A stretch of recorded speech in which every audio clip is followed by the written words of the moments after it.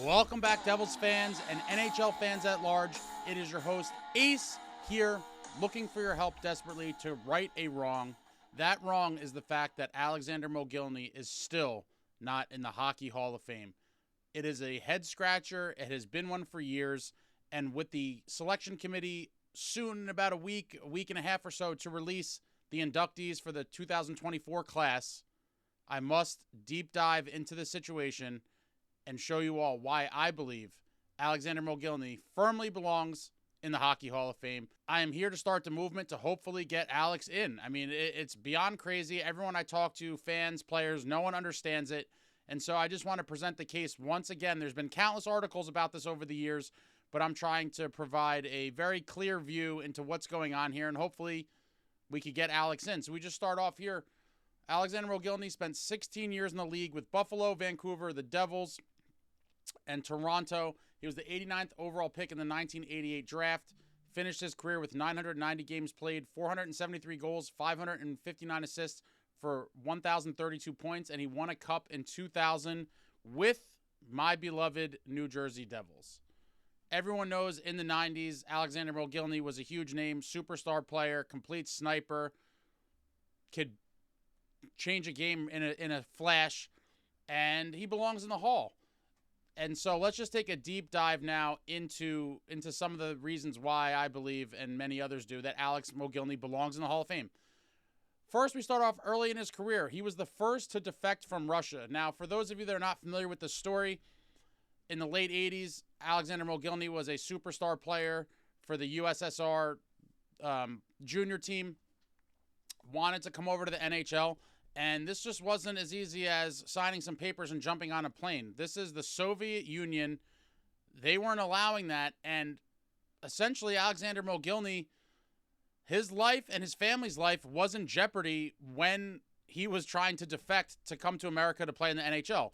It's nothing to take lightly. There was a great documentary years ago about Alex defecting from Russia to the United States. It's a crazy story.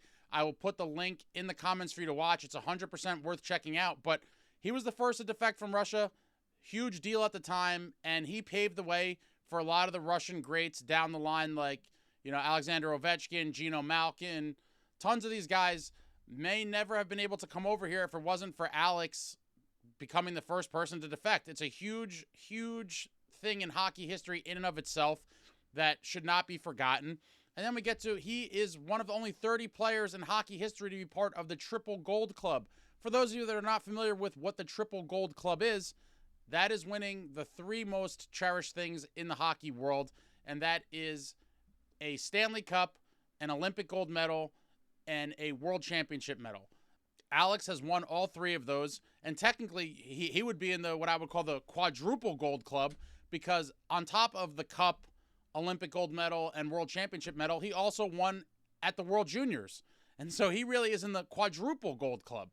Not many people could make that claim. A winner at every single level he's played. A six-time NHL All-Star. During the era in which he played, the 90s was loaded with talent. If you're a longtime hockey fan, you know Brett Hull, Yzerman, Sakic, Forsberg, Correa, Yager, Lemieux, Gretzky, all the names of that era. The 90s hockey was not like nothing else. I don't think it'll ever feel the same to me, and a lot of people say, oh, that's just your bias, blah, blah, blah. 90s hockey was absolutely phenomenal, some of the star players, and to make it as an NHL All-Star 6 times is a true testament to how good he really was. As I mentioned before, a 2000 Stanley Cup champion with my beloved New Jersey Devils. What a playoff run for those boys. What a series. Alex was a part of that team. Lou Lamoriello felt we needed a little extra something, and he brought Alex in, and it turned out to be a great addition to the team. He was lethal on the Devils for stretches, and he got his cup finally in 2000 as a member of the Devils. For those that are looking for individual awards, in 2003, Alex was the Lady Byng winner. And Alex also had the 5th highest single-season goal total with 76 goals in only 77 games played as a Sabre. Wow. I mean, almost a goal a game. That stat is unheard of. I don't think anyone will ever remotely replicate that again. I mean, goal scoring's at a premium. You know, the league is obviously a little bit different now, but to almost average a goal a game for 77 games, that's completely insane. And that 76 goal season he had was good for 5th best all time single season. Alex had 8 seasons of 30 goals or more. I would say, in my book, a 30-goal season is a very good season.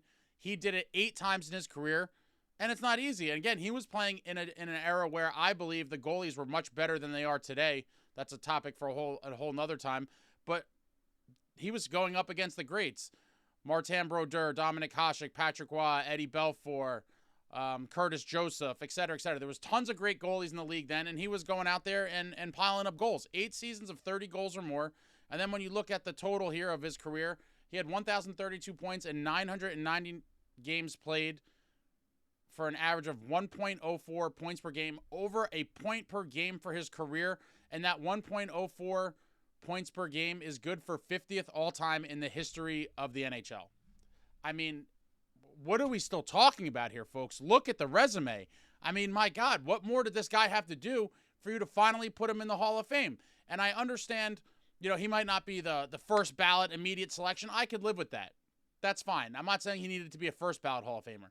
But the fact that he's been eligible for about 15 years or so now and he repeatedly gets passed over, it's beyond puzzling. It is beyond puzzling. And then, you know, aside from just looking at this resume here, which is beautiful, 100% Hall of Fame worthy in most people's books, we'll go to what we call precedent. So now let's compare Alex to other guys that are already in the Hall of Fame. And this is actually a little graphic I took from an NHL Network video, I believe from last season, where they kind of were talking about Alex in the Hall of Fame, and they compared him to Paul Kariya. Mogilny had 990 games played. Paul Kariya had 989. Mogilny, 473 goals, 402 for Kariya. Mogilny with 559 assists, Kariya with 587. Mogilny with 1,032 points, Kariya with 989. And then you see their points per game average there. Mogilny with 1.04 to Kariya's 1.00. Very, very similar stats across the board. Alex with a little more production in the goal department and slightly more assists, but he had more points than Kariya. His points per game average was better. And of course, he has the cup that Kariya did not. So I ask, when you look at this using Kariya in this example as the measuring stick, how is Mogilny not in?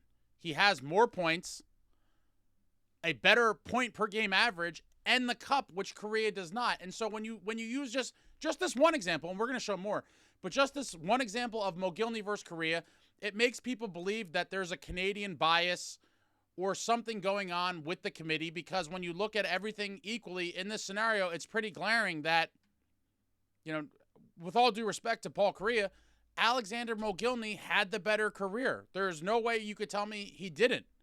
He had more points per game, and won a cup. End of story. There's nothing to talk about. A very glaring kind of tail of the tape there, and Alex deserves to get in. And now I'll go to the next comparison, Daniel Alfredsson. Daniel Alfredsson played 1,246 games in the league, registering 444 goals, 713 assists for 1,157 points. Okay. He had a little more points than Mogilny, but in the end, he never won a cup. And so now I look at another guy, Daniel Alfredsson, great player. He was great in the league forever. Luckily, my 2003 Devils got past him and the Senators in the Eastern Conference Finals. That was an absolutely lethal team the Sens had at the time. But you look and say, okay, you know, Alfredsson had 124 points more than Mogilny in, 250 some odd games more than him. So is that 125 points worth more than a cup? Alfredsson never got a cup. So again, we look at here, very similar stats and point totals, very close. Mogilny has a cup, Daniel Alfredsson did not. So you tell me, if you were a player, whose career would you have rather had? I know I'm picking Mogilny. I mean, it's just another example of a guy in the Hall of Fame versus Mogilny, very similar numbers, and Alex is still getting passed over, and I think we're in year 15, 16, I can't even keep track anymore. It's been an eternity. It seems like articles come out about this every year. People talk about it, and, now I'm trying to do my part, because it is, to me, a crime that should not stand. And then we'll do one more comparison just for fun. Alexander Mogilny versus Eric Lindros. Eric Lindros had 760 games played, 372 goals, 493 assists for 865 points. He won a Hart Trophy, no cup. And so you look at this and you say, okay, I mean, now if we're using this as the barometer, again, with all due respect to Eric Lindros, what are we talking about here? What are we talking about here? Mogilny had 170 points or so more than him and a cup. More points and a cup. What are we talking about? I understand Eric Lindros was a superstar and there was posters of him everywhere and he's Canadian. But in the end, if Eric Lindros is a Hall of Famer, then I'm sorry to say a guy with a good amount of points more than him and a Stanley Cup in Alexander Mogilny 100% belongs enshrined in Toronto in the Hall of Fame as well. And hopefully the selection committee sees the light of day. I'm trying to do my best here. I want everyone to use this hashtag Mogilny to HHOF for Hockey Hall of Fame. I'm going to post this video on X. I'll put some other things on Instagram and other things. But hopefully everyone kind of retweets this and tags anyone you can in the selection committee and the Hall of Fame itself to hopefully draw more attention to this and let it be known that as the hockey fan community at large, we want Alexander Mogilny in the Hall of Fame because he deserves it, and it's way overdue. In my opinion, this is the most egregious crime in hockey since Martin Brodeur was robbed of the 2003 Conn Smythe Trophy. I mean, Jaguar had a great playoffs, but he didn't have it better than Marty. And so, to me, this is the biggest crime in hockey since that time. And here we take a look at the selection committee. And if you look, there's a lot of Hall of Famers and, recognizable names on this list. When you look and say, wow, you would think this is a good collection of hockey brain trust that they would get this right. But unfortunately, no committee or organization or anything like that is right or perfect 100% of the time. And that's understandable. But now is the time for them to get it right and get Alex in the Hall of Fame. And so I'm also going to put any social media handles I can find for anyone on the committee in the description on here, as well as on X. You could find us on X. And hopefully we kind of keep the conversation going. Tag all these people that we can. Use the hashtag Mogilny to HHOF. And hopefully they finally get it right this year because it's a complete crime. And as hockey fans, we should expect better from the Hall of Fame committee. We really should. I mean, this story now is just getting old, and it's time for Alex to get in. So let me know what you guys think about any of this. Comment. I love talking to you all. Let's all use the hashtag Mogilny to HHOF. Anything else you could do in terms of tagging selection committee members online on all the various social media platforms will hopefully get our message loud and clear. Alexander Mogilny belongs in the Hockey Hall of Fame, and there's no way around it. The man is a Hall of Famer. He deserves to be in Toronto. And anything that has happened in the past to keep him blackballed or whatever's going on behind the scenes, they need to get over it and put this man in because it is a disservice to the Hall itself and to the sport of hockey. It really is. I will talk to you all soon. Throw out anything in the comments. Hopefully we get this movement going. And hopefully we see Alex get on the list of the inductees in about a week or so. Really, that's all we could hope. Like, comment, subscribe, and all that jazz. Until next time, friends, let's get Mogilny in the Hall.